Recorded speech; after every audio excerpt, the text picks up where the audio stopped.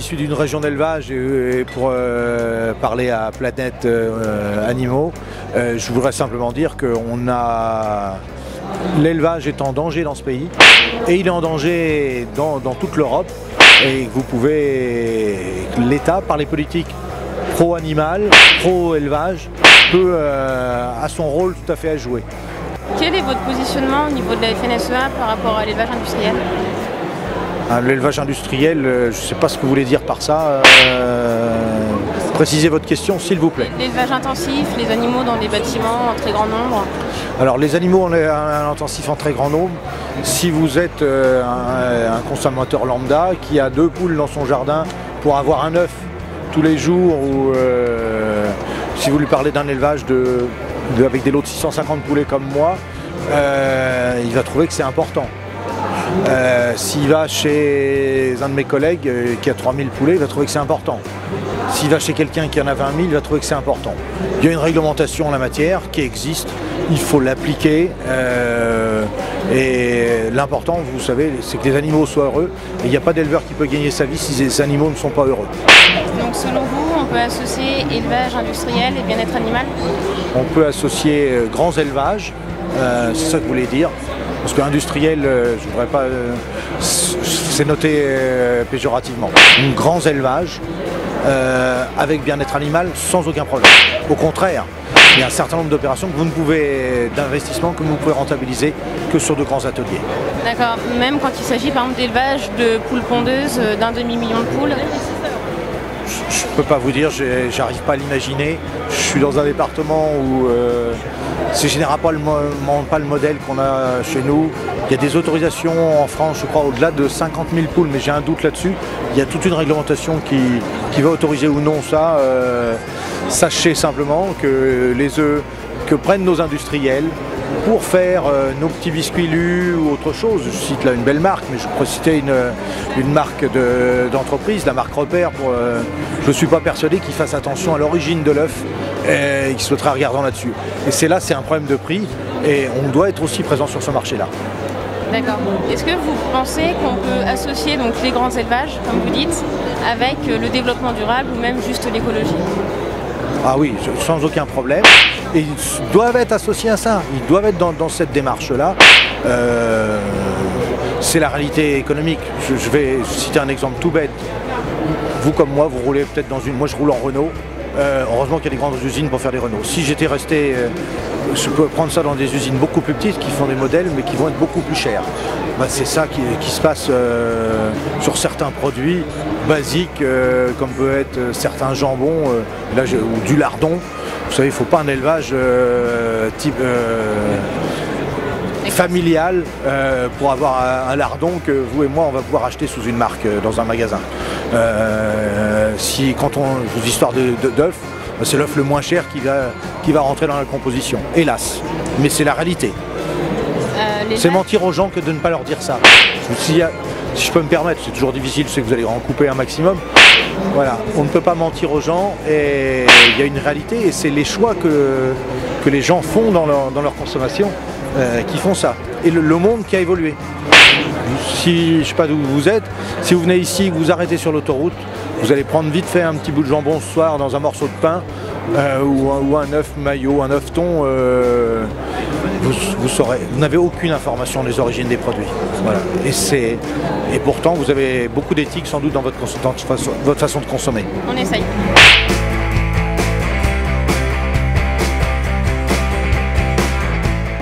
Qu'est-ce que vous avez envie de répondre aux petits agriculteurs qui affirment que l'élevage industriel ou les grands élevages tuent des emplois et tuent l'agriculture traditionnelle ? Et je pense qu'ils ont tout à fait raison en disant ça. Mais là, les grands élevages ou l'élevage industriel, c'est une conséquence de l'économie. Ce qu'il faut, c'est lutter contre la cause. Et la relocalisation des productions, tout ce qui peut être tracé. Le fait que dans le sandwich dont je vous parlais tout à l'heure, vous ne connaissiez pas l'origine des produits. Je parle simplement d'un sandwich. Vous n'avez pas l'origine. Vous savez ce qu'il y a, mais on ne sait pas de quel pays ça vient. On connaît encore moins le mode d'élevage. C'est dommage. Alors, je sais que ça rallonge l'étiquette, mais c'est un prétexte pour certains pour ne rien faire. La FNSEA voudrait des étiquetages. Nous sommes archi favorables à un étiquetage le plus précis possible. Le scandale il y a 2 ans des lasagnes au cheval, c'est parce qu'il n'y a pas d'étiquetage sérieux. Vous demandez plus de contrôle sur document, moins de contrôle sur site. Vous pouvez nous expliquer pourquoi? Les contrôles sur site sont quelquefois très mal vécus et la politique, il n'y a pas de confiance sans contrôle. Ça, il faut que vous entendiez ça de ma bouche, je le sors tout le temps et je le rappelle à mes collaborateurs, comme aux agriculteurs lambda, il n'y a pas de confiance sans contrôle. Le contrôle répétitif, c'est du harcèlement et c'est très déstabilisant pour tout le monde, pour un salarié comme pour un agriculteur. Le contrôle sur pièce, c'est un contrôle très calme, qui est quelquefois suffisant. Voilà, il faut être très sérieux. Tous nos produits chez nous sont quand même bien contrôlés. Je voudrais que ça soit pareil dans les autres pays de l'Union européenne. On est dans une Europe unique avec un marché totalement ouvert. Ne l'oubliez pas et ne mettez pas sur l'agriculteur français, sur l'éleveur français, plus de pression qu'il n'en faut. Je vais vous dire, chez nous, tous les éleveurs de volailles sont aux normes. Tous les éleveurs de vaches laitières sont aux normes. J'ai dans mon département, la Seine-Maritime, 1700 producteurs de lait. Il y en a 1690 qui sont aux normes. J'en ai 10 qui aujourd'hui n'ont pas réussi à faire leur mise aux normes. Et ils ont continué à être producteurs dans des conditions difficiles. Par rapport à la réglementation, ça ne veut pas dire que les animaux sont mal, ça ne veut pas dire que le lait n'est pas de qualité. Oui. Et plus spécifiquement sur les normes européennes pour le bien-être animal, c'est-à-dire la coupe des queues de cochon qui est routinière et qui ne devrait pas l'être, ou les enrichissements dans les stalles ou dans les cages, par exemple des poules pondeuses, qui sont quasiment inexistants, ou alors très rares. L'enrichissement dans les stalles, je ne peux pas vous dire. Sur l'histoire de la queue de cochon, il y a des... Alors, c'est pour le bien-être animal que les éleveurs l'ont toujours supprimé. Et ne pas avoir des queues de cochon, ça donne beaucoup de goût et pas forcément un bon goût à de la viande de cochon.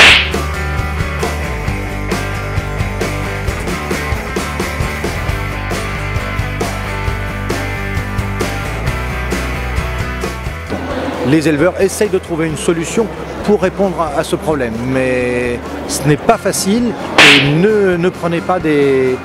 Il faut se méfier, là j'aurais pu vous mettre un éleveur de porc qui aurait mieux répondu que moi. Vous pouvez nous expliquer un petit peu le rôle de la PAC et des subventions dont bénéficient les éleveurs et comment est-ce qu'elles sont réparties? La difficulté, c'est que les subventions de la PAC sont réparties au niveau européen en fonction d'hectares, donc on vous donne une aide à l'hectare. Quand vous avez des animaux, et notamment des animaux comme des volailles ou des porcs, vous n'avez pas forcément d'hectares autour de ça. Donc ce sont des élevages qui sont peu soutenus. Par contre en bovin, vous êtes un petit peu mieux soutenu, notamment en France, en bovin viande. Le bovin lait avait une aide spécifique qui se trouve demain globalisée dans une aide à l'hectare qui fait qu'on va plutôt perdre dans les zones d'élevage laitier. D'accord. Monsieur Le Foll vous a reçu le 17 et le 19 février. Qu'est-il ressorti de cet entretien? Alors le 17-19 février, je n'étais pas particulièrement à l'entretien. Hélas, il a fait une réponse de politique comme bien souvent. On vous écoute, on aura la solution par rapport à votre demande.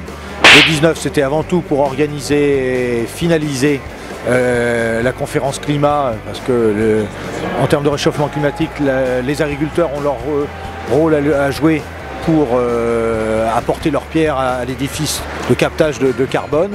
Et donc ça c'était le 19. Le 17 on était sur de la PAC classique. Et nos revendications, et tous les dossiers sur lesquels on attend des réponses. Quelles sont la nature de vos relations avec la Confédération Paysanne? Alors la Confédération Paysanne et la Coordination Rurale sont 2 syndicats minoritaires qui en font chacun 20% des voix, différents suivant les endroits de France. Nous on en fait 60. On travaille avec eux, c'est des partenaires dans les départements. À Paris, ça peut être quelquefois un petit peu musclé d'un point de vue verbiage. Voilà, mais c'est des agriculteurs comme nous et ils ne sont pas dans la même réflexion toujours. Avec plus d'1 milliard d'animaux abattus chaque année en France, est-ce que vous pensez vraiment qu'avec une telle cadence, on peut prendre en compte le respect de l'animal et son bien-être? Tout à fait. Tout à fait. Ce qu'on fait aujourd'hui, c'est pas une cadence. Voilà, c'est vraiment l'animal est euthanasié avant l'abattage. Et donc c'est bien fait, très bien fait, et c'est bien mieux fait que dans le passé. Donc dans un abattoir de bovins par exemple, on a une cadence d'un animal par minute à peu près. Oui. Selon vous, on a le temps de tous bien les traiter, de tous bien les endormir avant Je pense que, enfin moi, tout ce que j'ai vu, c'est très bien fait, c'est fait très correctement, avec beaucoup de respect pour les animaux. Vous savez, nous ne travaillons pas, je suis abatteur de volailles. J'ai un abattoir, je fais de l'euthanasie sur mes volailles, juste de l'anesthésie, pardon, pas l'euthanasie, de l'anesthésie. J'ai utilisé le terme euthanasie tout à l'heure. C'est pas grave. Vous pouvez m'excuser, il ne faut pas celui-là que j'espère que votre éthique journalistique ne l'oubliera pas. L'anesthésie, c'est un vrai progrès. On n'anesthésiait pas autrefois. Je vous promets. Hein. Justement, comment est-ce qu'on anesthésie? Par exemple, vous dites là, vous êtes abatteur de volailles. Une électrocution toute simple, entre 2 électrodes qui font que l'animal est tétanisé. Voilà. Et après, comme les cochons. Il est correctement saigné. C'est très bien fait. Les cochons, je ne peux pas vous dire. J'ai vu des choses où les animaux sont endormis par un gaz et ensuite ils sont saignés. C'est aussi très bien fait. Voilà, c'est pas des cris d'orfraie, non. Allez dans un pays moins développé que le nôtre, allez voir comment ils courent avec la machette derrière la volaille, derrière le mouton pour le tuer. Ce n'est pas toujours très bien fait. Il y a beaucoup de respect. Et je peux vous dire, moi en tant qu'éleveur, qui en plus fait ce métier d'abatteur, j'ai beaucoup de respect pour les animaux que j'euthanasie, que j'anesthésie, pardon, avant de le tuer. Alors, je vais vous poser une question supplémentaire. Le tuer, mais ce n'est pas, ce n'est pas un être, ce n'est pas un homme, ce n'est pas quelqu'un qui pense. Faut quand même, c'est un animal. Hein, qui a, même si les droits ont évolué avec la loi, l'amendement Glavany, il faut quand même différencier les choses. Hein. Quelquefois, quand quelqu'un perd un animal domestique ou un animal d'élevage, certains parlent d'animaux décédés. Non, ce n'est pas des animaux qui sont décédés, c'est des animaux qui sont morts. Voilà. Quelqu'un qui est décédé, c'est un homme, c'est un humain avec un cerveau ou une intelligence. Voilà. Il y a un cerveau, mais il n'y a pas d'intelligence au sens humain chez un animal. Voilà. Il faut utiliser les bons termes. Voilà. Et c'est toujours une déception pour un éleveur de perdre un animal. C'est toujours une déception. Il y a un attachement quand même. Il y a un attachement, oui. On ne fait pas. C'est pas le but. Hein. Voilà. Le but, c'est d'avoir des animaux de production qui nous donnent des œufs, qui nous donnent des petits, qui eux-mêmes, voilà.